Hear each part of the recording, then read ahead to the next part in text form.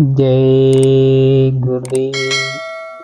प्रेमी भाई बहनों, आप सभी को हार्दिक जय गुरुदेव।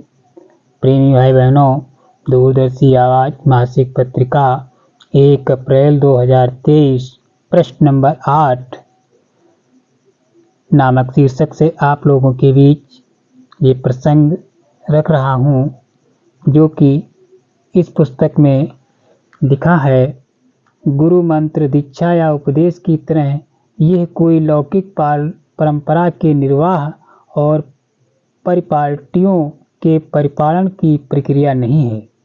ये भौतिक संसाधनों की रीति रिवाजों का निर्वाह करते हुए लकीर के फकीर बनकर अपनी टेक निभाकर कर्तव्य पूरा कर लें।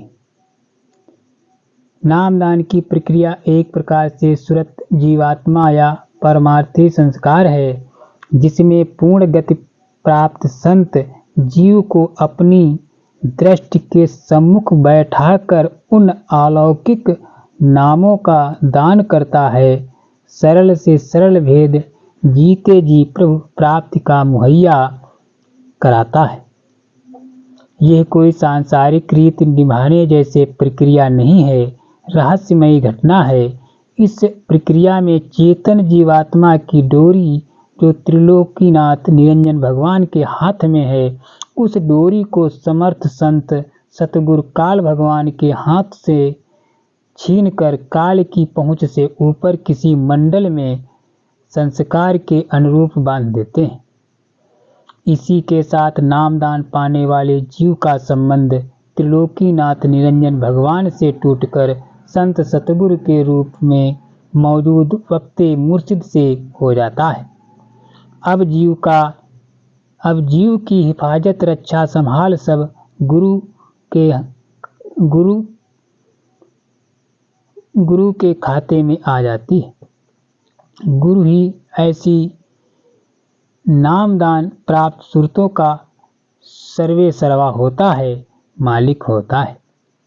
महापुरुष के शरीर पूरा होने के बाद संगत में नामदान देने का अधिकारी कौन होगा?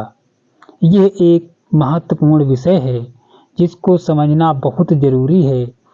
संत बड़े खिलाड़ी होते हैं, मनमुख लोगों की फितरती मनसा को भांप कर बहुत बड़ा खेल खेलते हैं।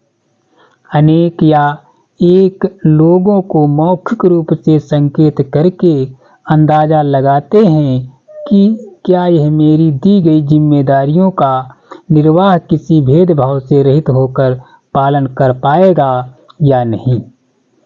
यकीन न होने पर विकल्प की खोज कर लेते हैं।